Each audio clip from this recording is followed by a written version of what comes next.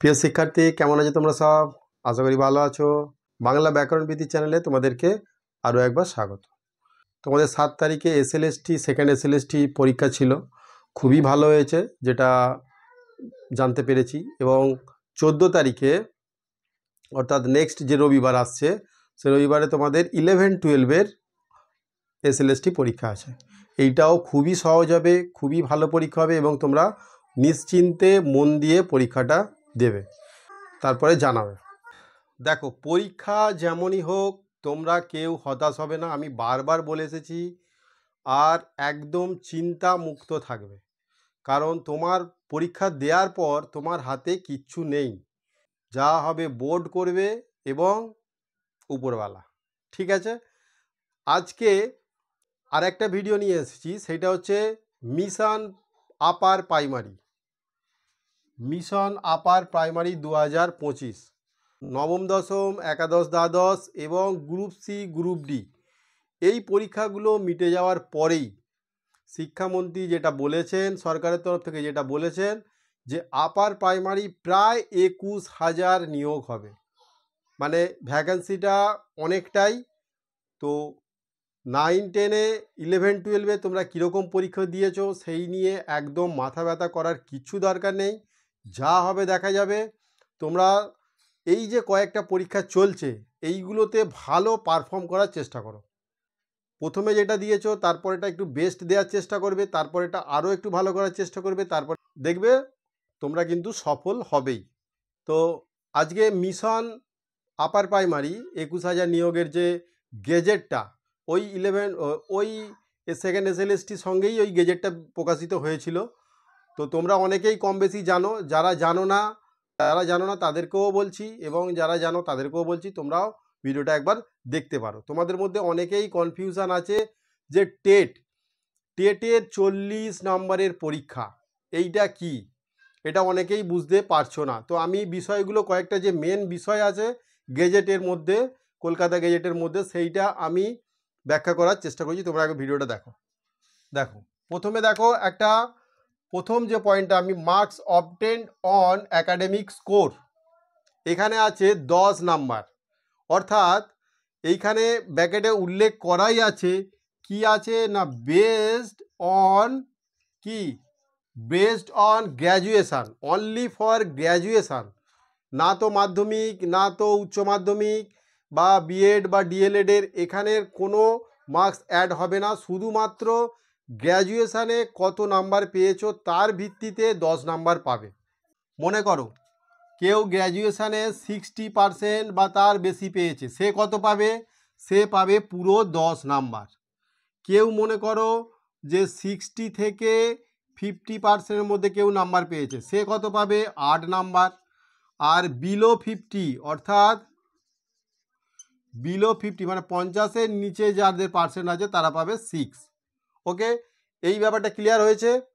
তাহলে তোমাদের যে অ্যাকাডেমিক স্কোর সেইটা শুধুমাত্র গ্র্যাজুয়েশানে যেটা পেয়েছো তার ওপর ভিত্তি করে। যদি মনে করো তোমাদের অনার্স আছে ধরো, তো তার যে পার্সেন্টেজ হয়তো 60% নেই, কিন্তু ওভারঅল যে পার্সেন্টেজ সেইটা 60% আছে, তাহলে সেইটাই দেখাবে তোমরা।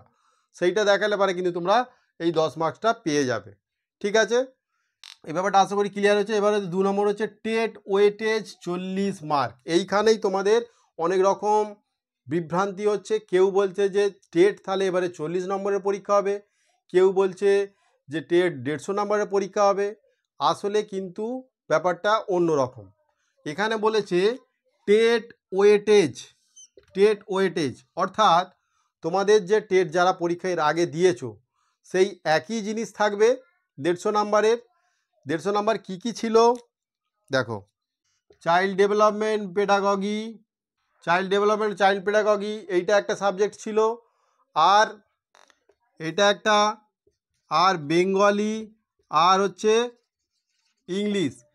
এই 3টে যে সাবজেক্ট, এই 3টে বিষয়ের কম্পালসারি তোমাদের যেই বিষয়েরই পরীক্ষা দিক না কেন এই 3টে বিষয় কিন্তু থাকবেই। বুঝতে পেরেছ?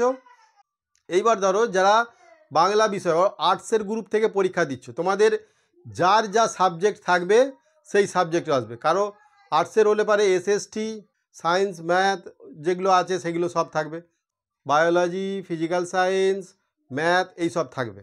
ঠিক আছে, তাহলে এইটা হচ্ছে তোমাদের কম্পালসারি। এই কম্পালসারি যেটা পরীক্ষা সেইটা হচ্ছে 90 মার্কসের।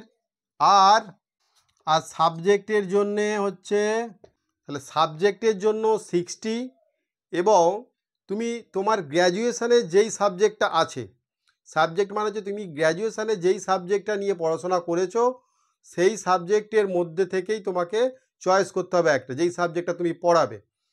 অতএব সেই সাবজেক্ট তার মধ্যে থাকবে হচ্ছে 60 মার্কস, আর কম্পালসারি যে সাবজেক্টগুলো আছে তার মধ্যে হচ্ছে 90, অর্থাৎ 90 আর 60, 150 হয়ে গেল। ক্লিয়ার হয়েছে?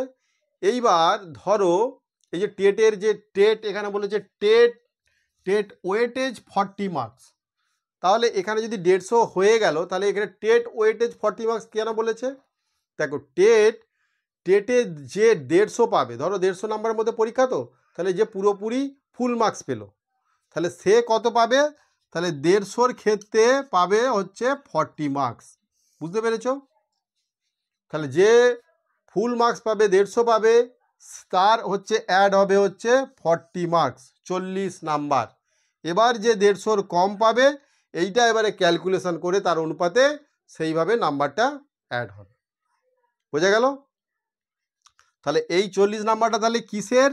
না, 150-র মধ্যে যে 150 পাবে তার 40 নাম্বার সে পাবে টেট ওয়েটেজে, আর 150-র যারা কম পাবে সেটাকে, ধরো কেউ 100 পেলো, তাহলে 100 পেলে কি করবে? না 40 ইন্টু 100 ডিভাইড বাই 150, এইভাবে 150 দিয়ে ভাগ করে যেটা দাঁড়াবে সেই নাম্বারটা পাবে। ঠিক আছে, তাহলে টেট ওয়েটেজ যে 40 নাম্বার সেটা তাহলে বুঝতে পেরেছো।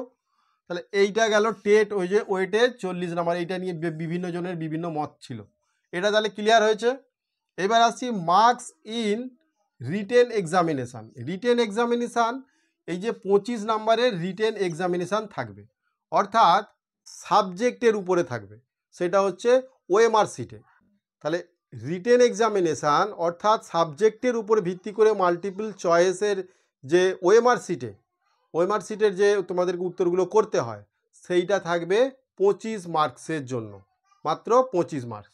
তাহলে এইটা গেল 25 মার্কসের জন্য গেল, অর্থাৎ যে সাবজেক্টের জন্য তোমরা পরীক্ষা দিচ্ছ সেই সাবজেক্ট ভিত্তিক। এটা ক্লিয়ার হয়েছে। এবার 4 নম্বর marks in oral interview.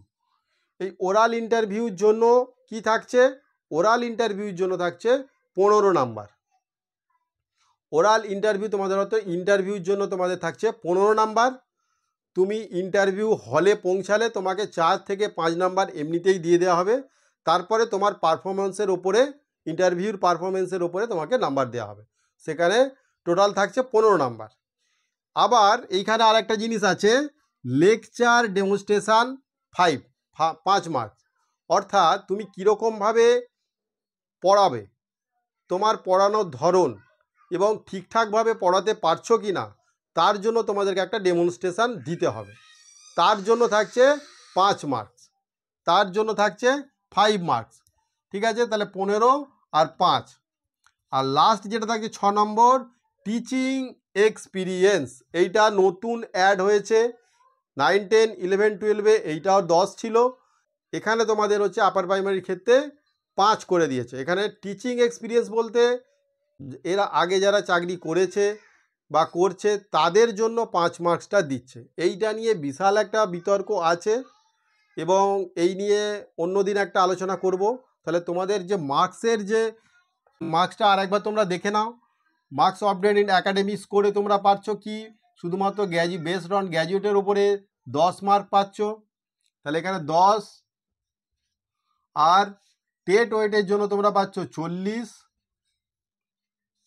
Are written এক্সামিনেশনের জন্য তোমরা 25, আর ওরাল ইন্টারভিউর জন্য 15, লেকচারের জন্য 5, আর এক্সপিরিয়েন্সের জন্য 5। তাহলে কত দাঁড়ালো?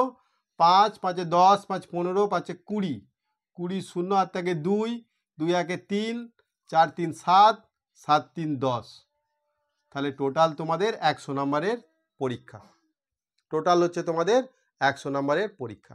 এইবার এখানে একটা প্রশ্ন আছে, প্রশ্নটা কি, এই যে টেটের যে 150 নম্বরের যে পরীক্ষা এবং রিটেন এক্সামিনেশান সাবজেক্ট ভিত্তিক যেটা পরীক্ষা হয় 25 নম্বরের, এই দুটো জিনিস এখনও ক্লিয়ার নয় বলতে তোমাদের একই দিনে কি ওই টেট এবং সাবজেক্টের যে পরীক্ষা একই দিনে নেওয়া হবে কিংবা অন্য কোনো ডেট হতে পারে সাবজেক্টের জন্য, সেইটা কিন্তু পরিষ্কার করে কিছু বলা নেই। তবে আমার যতদূর মনে হয় যে একই দিনে পরীক্ষাটা নেওয়ার সম্ভাবনাটা সবথেকে বেশি, কেননা 25 মার্চের জন্য আবার সেই নতুন করে আয়োজন করা, সেন্টার করা, সে একটা বিরাট বড় ঝামেলা সরকারের পক্ষ থেকে। অতএব আমার যেটা মনে হয় এই 25 মার্কের যে সাবজেক্ট ওয়াইজ যে পরীক্ষাটা সেইটা ওই টেটের সাথেই মনে হচ্ছে নিয়ে নেবে। বুঝতে পেরেছো? আশা করি বুঝতে পেরেছো। এই হলো তোমাদের টোটাল যে সিলেবাস এবং নাম্বারের যে বিভাজন, সেইটা তোমরা যারা বুঝতে পারোনি তাদের জন্য ভিডিওটা, এবং যারা বুঝতে পেরেছো তাদের জন্য ভিডিওটা। তোমরা এই চ্যানেলটা লক্ষ্য রাখো, এই ধরনের ভিডিও আমি নিয়ে আসি এবং বাংলা ব্যাকরণ এবং বাংলা সাবজেক্ট ভিত্তিক বিভিন্ন ধরনের বিষয় নিয়ে এখানে আলোচনা করে থাকি। তোমরা চ্যানেলটাকে সাবস্ক্রাইব করে রাখতে পারো, এবং ভালো লাগলে পারে নিজেদের বন্ধুদের মধ্যে শেয়ার করে দেখতেও পারো। তোমাদের লক্ষ্য হোক একটা চাকরি, আর সেই সফলভাবে সেই চাকরিটা পেতে হলে পারে তোমাকে কিন্তু কঠোর পরিশ্রম করতেই হবে। চলো, সবাইকে শুভকামনা জানাই, শুভেচ্ছা জানিয়ে আজকের ভিডিওটা এখানে শেষ করছি। থ্যাংক ইউ, ভালো থেকো সবাই।